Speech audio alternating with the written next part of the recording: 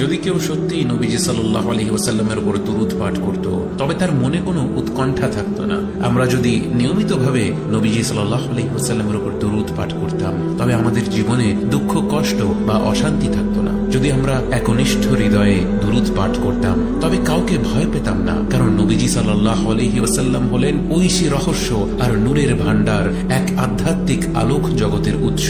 যখন স্বয়ং আল্লাহ তাআলা তাঁর প্রিয়তম বান্দার উপর দুরূদ পাঠ করেন, আমরা কি কল্পনা করতে পারি সেই বরকতের মাহাত্ম্য কত গভীর? এমন একটি দুরূদ পুরো সৃষ্টি জগতে ভারসাম্য ফিরিয়ে আনতে পারে, সব সংকট মিটিয়ে দিতে পারে। কিন্তু আফসোস, আমরা দুরূদ পাঠ করি, কিন্তু মনে দৃঢ় বিশ্বাস নিয়ে তা করতে পারি না। মুখে বলি, হৃদয় তাতে সাড়া দেয় না।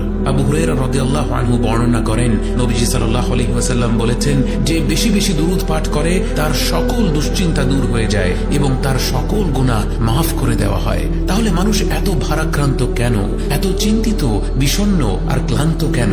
যেন পৃথিবীর ভার মাথায় নিয়ে হাঁটছে সবাই, কারণ তারা নবীজি সাল্লাল্লাহু আলাইহি ওয়াসাল্লামের উপর দুরূদ পাঠ করতে ভুলে গিয়েছে। আল্লাহুম্মা সাল্লি ওয়া সাল্লিম ওয়া বারিক আলা সাইয়্যিদিনা মুহাম্মদ ওয়া আলা আলি মুহাম্মদ।